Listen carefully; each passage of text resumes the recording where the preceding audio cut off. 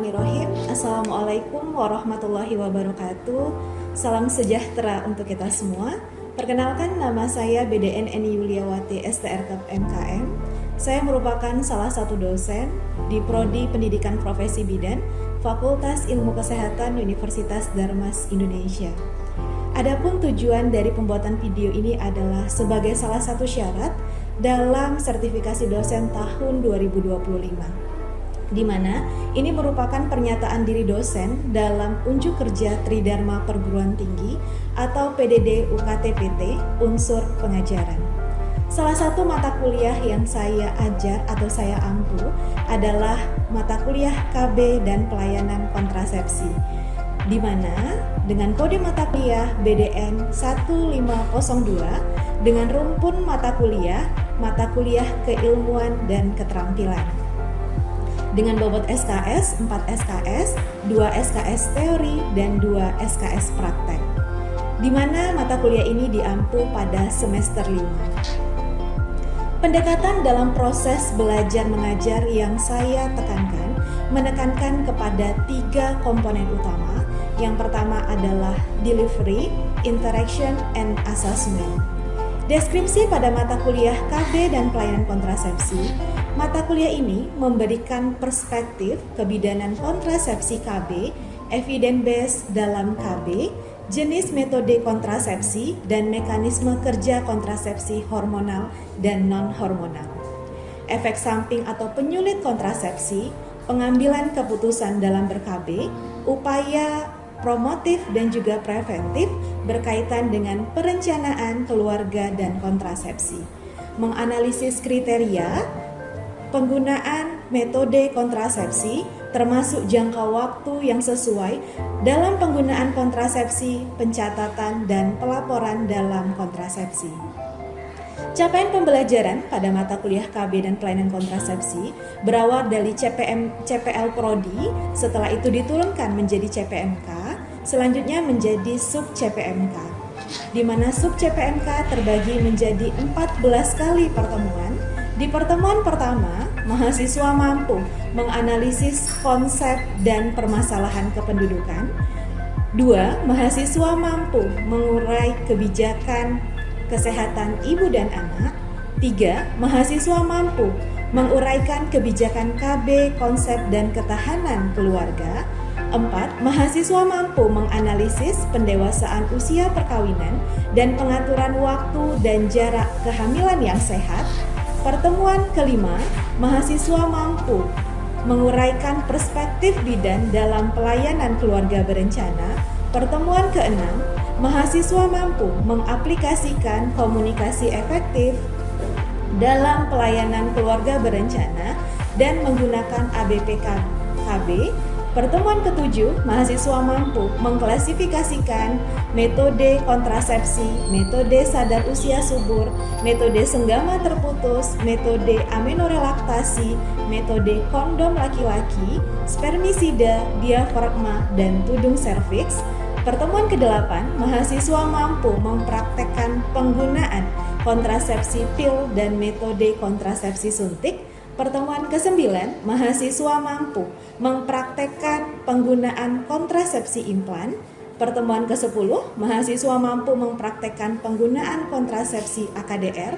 11, mahasiswa mampu menganalisis manajemen pelayanan keluarga berencana.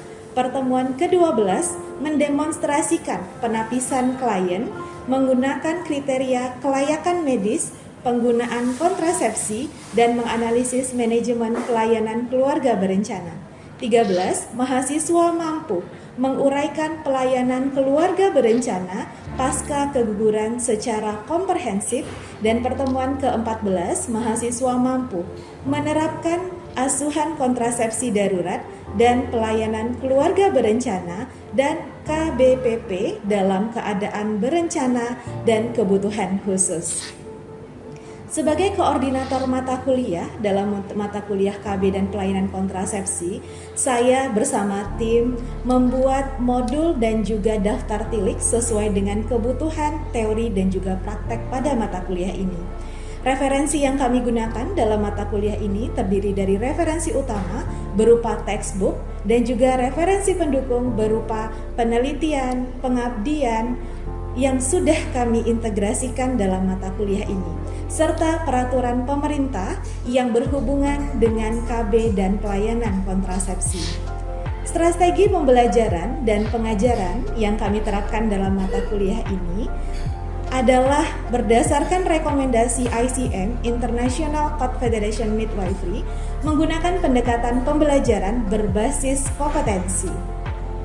Sistem pembelajaran, metode pembelajaran yang kami terapkan adalah student-centered learning, di mana yang pertama ada interactive learning, di mana pembelajaran yang melibatkan interaksi yang aktif antara dosen dan mahasiswa, serta memecahkan berbagai permasalahan pada saat perkuliahan. Yang kedua, ada problem-based learning, di mana memecahkan masalah secara bersama-sama. Setelah itu ada small group discussion, di mana dibentuk kelompok-kelompok kecil. Setelah itu dipaparkan suatu permasalahan ataupun kasus, maka mahasiswa berusaha untuk memecahkan serta mencari jalan keluar dari permasalahan tersebut. Setelah itu yang terakhir, di sini kita menggunakan simulasi dan laboratorium skill, di mana dosen memfasilitasi mahasiswa dalam praktik laboratorium. Setelah itu mahasiswa dapat mengimplementasikan teori ke dalam praktek, dan juga mahasiswa dapat mempercaya diri dalam melakukan praktek tersebut. Dalam mata kuliah ini, asesmen yang kami terapkan, di mana kami menekankan kepada 5 prinsip utama. Yang pertama adalah valid, yang kedua andal, transparan, fleksibel, dan berkeadilan, dan dinilai secara objektif.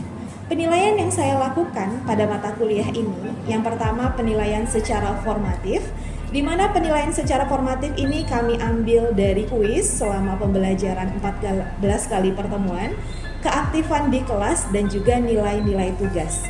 Yang kedua adalah penilaian sumatif, di mana penilaian sumatif ini kami ambil dari nilai UTS, nilai UAS, dan juga nilai OSCE melalui rubrik-rubrik penilaian yang sudah disepakati sebelumnya dan mahasiswa tahu akan target yang harus mereka capai. Untuk persentase nilai dalam penilaian praktikum, aktivitas partisipatif 15%, praktikum ataupun proyek yang mereka kerjakan 35%, penilaian kognitif dan juga pengetahuan di mana ada nilai tugas 10%, kuis 10%, UTS 15%, dan UAS 15%. Berikut adalah video pengajaran di kelas yang sudah saya lakukan. Selamat menyaksikan. Bismillahirrahmanirrahim. Assalamualaikum warahmatullahi wabarakatuh. Waalaikumsalam warahmatullahi wabarakatuh. Selamat siang semuanya. Siang, Ibu. Bagaimana kabarnya hari ini? Apakah sehat semuanya? Alhamdulillah sehat, Ibu. Alhamdulillah sehat semuanya. Fikas? Pasti bisa. Kebidanan? Luar biasa. Oke, mantap sekali semangatnya pada siang hari ini.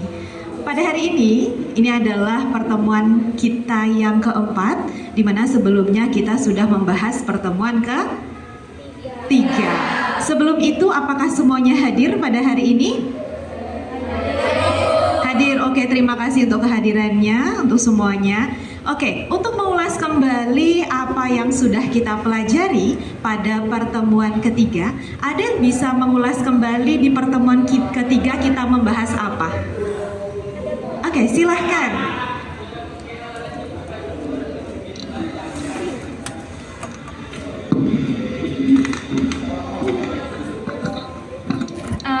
Baik, izin sebelumnya Ibu, saya akan menjelaskan kembali pembelajaran pertemuan ketiga kemarin. Jadi pertemuan ketiga kemarin menjelaskan tentang materi konsep keluarga, salah satu institusi sosial terpenting, sekelompok utama yang paling penting, luas dan universal dalam memainkan peran penting dalam sosial individu. Sekian, terima kasih Ibu. Bagus sekali ya. Oke, berarti dari capaian pembelajaran pada pertemuan ketiga, di sini Ibu bisa menyimpulkan bahwasanya Ananda sudah mampu dalam mencapai target pembelajaran di semester 3. Membahas tentang konsep keluarga, ada bentuk keluarga itu ada berapa? Ada yang bisa menyampaikan? Oke, bagus sekali. Baik Bu, bentuk keluarga itu ada 6. Yang pertama itu ada keluarga inti, keluarga besar, keluarga berantai, terus keluarga yang dibentuk karena perkawinan, terus keluarga dengan orang tua tunggal, dan yang terakhir itu ada keluarga yang dibangun tanpa pernikahan Bu. Oke, baik, terima kasih. Bagus sekali evaluasi untuk pertemuan ketiga. Dan pada hari ini kita akan masuk ke pertemuan keempat, di mana pada pertemuan kali ini kita akan membahas tentang pendewasaan, usia perkawinan, dan pengaturan waktu jarak kehamilan yang sehat. Kira-kira ketika Ananda mendengar dari apa tema yang akan kita bahas pada hari ini bersama, apa yang Ananda pikirkan? Yang pertama mungkin, apa yang Ananda pikirkan kira-kira?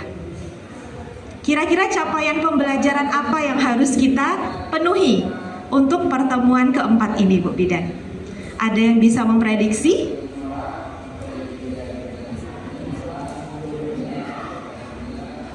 Kira-kira apa? Zalfa mungkin? Diharapkan mahasiswa? Oke, mampu dalam memahami pendewasaan usia perkawinan. Kita akan lihat apa capaian pembelajaran pada hari ini. Capaian pembelajaran yang harus mahasiswa lakukan dan ketahui serta didapatkan pada hari ini adalah mahasiswa mampu menganalisis pendewasaan usia perkawinan dan pengaturan waktu serta jarak kehamilan yang sehat. Jadi pada hari ini target kita adalah hal tersebut yang harus kita capai pada pertemuan keempat dalam mata kuliah KB dan pelayanan kontrasepsi pada hari ini.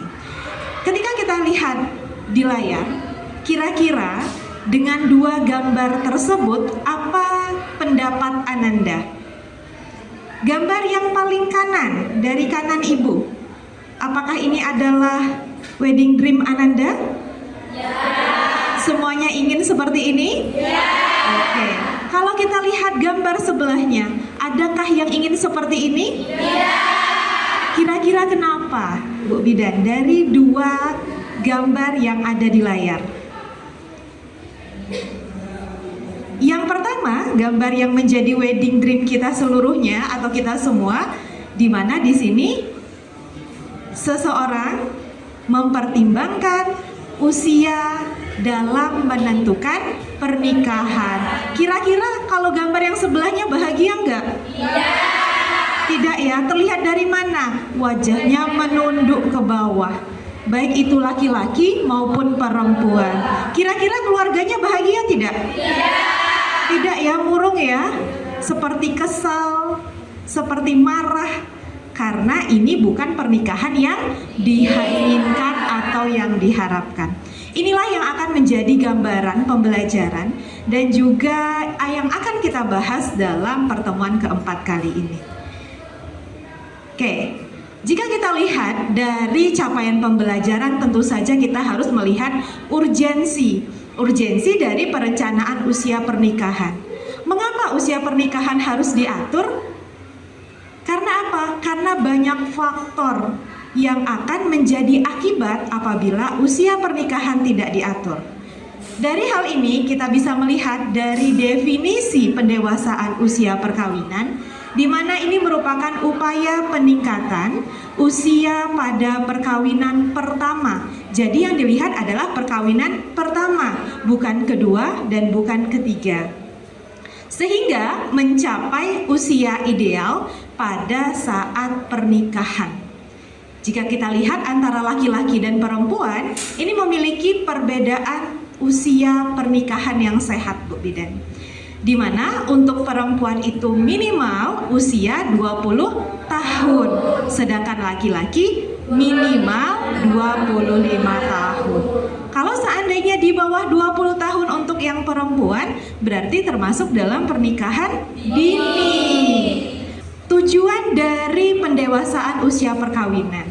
Ketika ada urgensi, maka pasti ada tujuan dari munculnya kebijakan berkaitan dengan usia perkawinan. Yang pertama, di sini perencanaan kehidupan berkeluarga bagi calon pasangan agar mampu membangun keluarga yang berkualitas.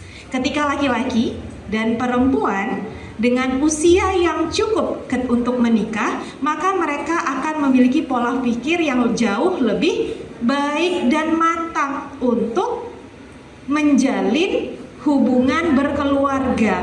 Yang kedua, upaya menghindarkan remaja dari pernikahan dini, seks pranikah, dan juga penyalahgunaan narkoba. Kenapa demikian? Untuk laki-laki dan perempuan kita ada yang namanya usia reproduksi. Ketika seorang wanita ataupun laki-laki belum siap untuk menikah dari segi usia, maka organ reproduksinya juga belum siap untuk digunakan untuk mendapatkan keturunan. Karena dari segi usia organ reproduksinya belum siap dan belum matang untuk berfungsi. Itu dari segi kesehatan reproduksi. Jika kita lihat tujuan yang ketiga adalah peran keluarga dalam menyiapkan remaja agar memiliki perencanaan kehidupan berkeluarga. Ini dari segi sosial, Bu Bidan. Ketika usianya sudah matang, maka akan membentuk pola pikir yang matang, bagus, baik. Jika kita lihat, tujuan selanjutnya adalah pemahaman remaja terhadap 8 fungsi keluarga. Dan yang terakhir adalah partisipasi keluarga dalam keluarga berencana. Kita akan lihat faktor penyebab pernikahan dini. Dalam faktor penyebab pernikahan dini, kita lihat yang pertama adalah pendidikan yang rendah. Mungkin Ananda selama ini sudah tahu bahwasanya ketika seorang perempuan tidak melanjutkan pendidikan, maka yang akan terbesit di hati orang tuanya mungkin, keluarganya, atau bahkan diri sendiri adalah dengan menikah. Mereka beranggapan bahwasanya dengan menikah akan menyelesaikan permasalahan-permasalahan mereka. Padahal kalau kita telaah, kita lihat, kita analisis, dengan melakukan perkawinan atau dengan menikah dengan usia yang tidak siap, ternyata akan menimbulkan masalah-masalah baru, Bu Bidan. Dan di sini kita juga bisa lihat bahwasanya faktor penyebab yang kedua adalah kebutuhan ekonomi. Sama, di mana mereka beranggapan bahwasanya dengan saya menikah, saya bisa meringankan beban orang tua, tanggung jawab untuk menafkahi akan berpindah ke suami. Dan di sini kita juga bisa melihat bahwasanya faktor penyebab pernikahan yang ketiga adalah budaya nikah muda. Teman menikah, saya juga pengen nikah. Padahal mindset-mindset seperti itu ini harus kita perbaiki, Bu Bidan. Karena apa? Karena kita harus mempersiapkan diri kita harus bisa mengaktualisasi diri kita sebaik mungkin. Setelah itu pernikahan yang diatur melalui kesepakatan perjodohan. Kalau ini mungkin sudah mulai hilang di masyarakat atau budaya Indonesia. Selanjutnya di sini ada seks bebas pada remaja. Ini adalah faktor terbesar, Bu Bidan, atau faktor penyebab terbesar dari pernikahan dini. Karena sudah melakukan seks bebas, mau tidak mau, suka tidak suka harus menikah. Hal-hal yang harus kita lakukan sebagai seorang bidan, bentuk upaya promotif dan preventif. Jangan sampai masyarakat kita mengalami faktor-faktor yang menyebabkan pernikahan dini tersebut terjadi, Bu Bidan. Upaya apa saja yang bisa kita lakukan? KIE, komunikasi, informasi, edukasi, penyuluhan. Setelah itu bisa konseling, bisa temui cara, bisa membuka diskusi bersama remaja. Di posyandu remaja, Ananda lebih mengaktifkan. Setelah itu memberdayakan remaja di posyandu remaja. Banyak sekali upaya yang bisa kita lakukan sebagai seorang bidan. Dan yang terakhir adalah kehamilan di luar nikah. Biasanya efek dari yang ketiga, seks bebas pada remaja, ini akan mengakibatkan kehamilan di luar nikah, Bu Bidan. Oke, kita akan lihat di mana pencegahan dan peran lembaga kesehatan pemerintahan dalam perencanaan kehidupan. Jadi kita sebagai profesional, dalam hal ini profesi bidan, kita masuk dalam hal ini, Bu Bidan, di mana kita pencegahan, upaya promotif dan preventif, peran lembaga kesehatan pemerintahan dalam perencanaan kehidupan. Peran kita sebagai seorang bidan juga harus kita tonjolkan, di mana kelahiran dengan ibu usia di bawah 20 tahun itu memang harus kita tekan. Karena banyak sekali resiko kesehatan yang akan muncul, Bu Bidan. Seorang remaja atau seorang anggota keluarga itu berasal dari keluarga dulu pendidikan pertamanya. Makanya ada istilah ibu adalah madrasah pertama untuk anak-anaknya. Jadi sampai di sini ada pertanyaan barangkali boleh disampaikan? Oke, silahkan Zalfa. Baik Ibu, izin bertanya. Tadi kan Bu, salah satu faktor dari pernikahan dini itu adalah seks bebas pada remaja. Bagaimana cara menghindari pernikahan dini tersebut, Bu? Jadi kalau kita bicara pernikahan dini, Bu Bidan semuanya atau calon bidan semuanya tentu bermula dari keluarga terlebih dahulu sebagai madrasah atau pendidikan pertama. Jadi dalam bentuk keluarga seperti pertemuan ketiga kemarin, keluarga memiliki peran yang sangat penting, Bu Bidan.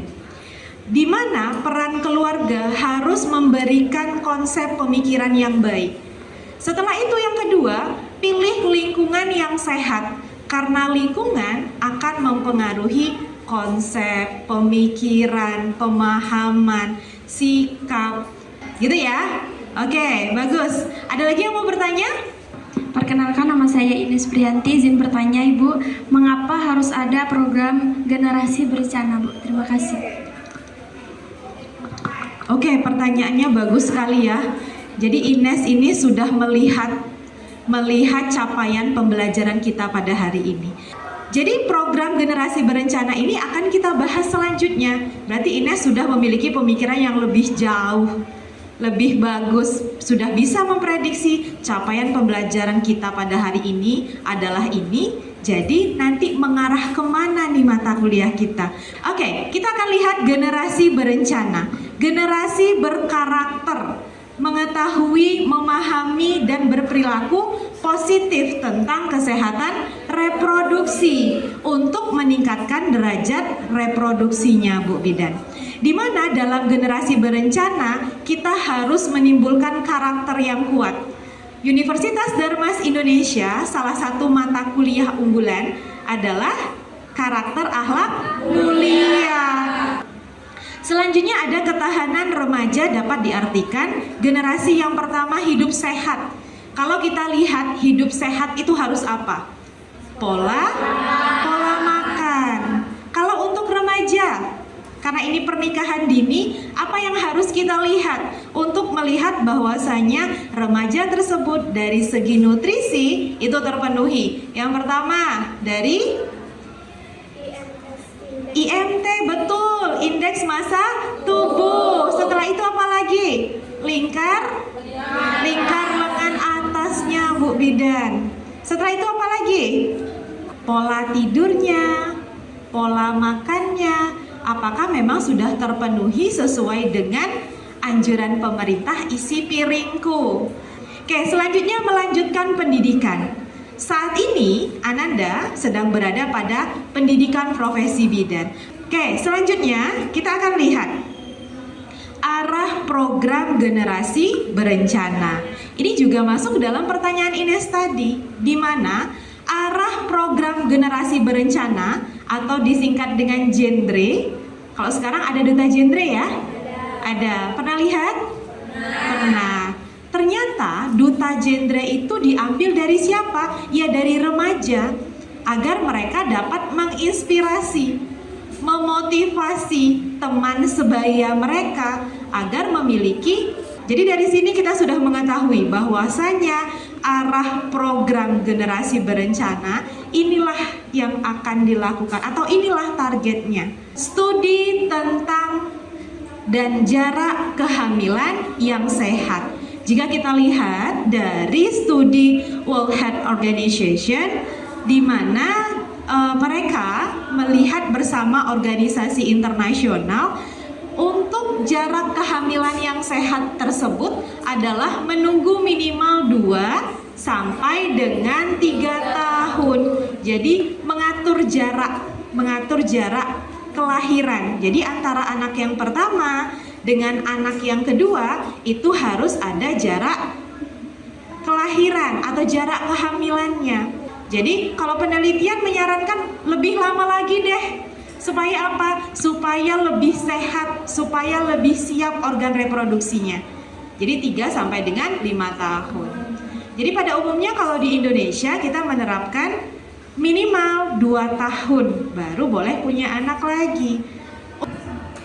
Izin Bu bertanya, bagaimana peran pasangan suami istri dalam mengambil keputusan tentang jarak kehamilan? Oke, bagus sekali Ricky. Oke, berkaitan dengan peran suami dan istri, kita juga sudah membahas tentang kesetaraan gender ya. Kesetaraan gender berkaitan dengan peran dan fungsi antara laki-laki dan perempuan. Di sini berarti laki-laki dan perempuan memiliki andil yang sama dalam membangun keluarga. Laki-laki boleh berpendapat, perempuan boleh berpendapat, pendapat keduanya akan disatukan dalam bentuk kesepakatan. Oke, berkaitan dengan hal itu akan menjadi bahan pertimbangan dalam menentukan jarak.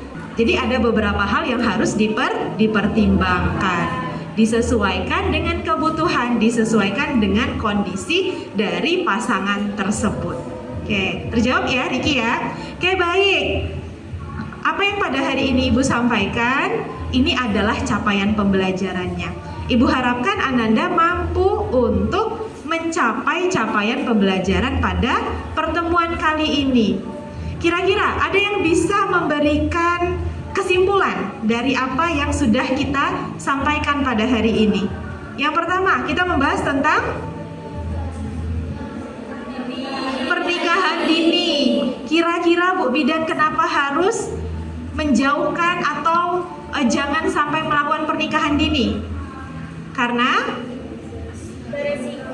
yang pertama dari segi kesehatan reproduksi sangat beresiko. Usianya harus berapa untuk menikah bagi yang perempuan? 20 tahun. Oke, 20 tahun. Untuk yang laki-laki? 25 tahun. Karena banyak sekali hal-hal yang harus dipertimbangkan dari kesehatan reproduksinya, dari sosialnya, dari ekonomi, banyak sekali hal-hal yang harus dipertimbangkan. Yang kedua, kita membahas tentang jarak kehamilan yang sehat. Berapa lama jaraknya? 2 tahun. Oke, minimal 2 tahun jaraknya. Kalau untuk pasca keguguran? 6 bulan minimal, baru boleh hamil kembali. Oke, sampai di sini ada yang mau disampaikan? Tidak cukup jelas? Apakah capaian pembelajaran pada hari ini Ananda merasa sudah bisa? Bisa ya? Dan ini akan Ibu evaluasi kembali pada pertemuan selanjutnya, pada pertemuan kelima. Bagaimana capaian pembelajaran pada pertemuan keempat, apakah sudah tercapai atau belum? Oke, baik. Vikas? Pasti bisa. Kebidanan? Luar biasa. Baik, terima kasih banyak atas pertemuan hari ini. Mohon maaf atas ketidaknyamanan atau hal yang kurang berkenan, Ibu mohon maaf. Terima kasih atas kehadirannya. Ibu akhiri wabillahi taufiq wal hidayah. Waridhi wal inayah. Wassalamualaikum warahmatullahi wabarakatuh. Waalaikumsalam.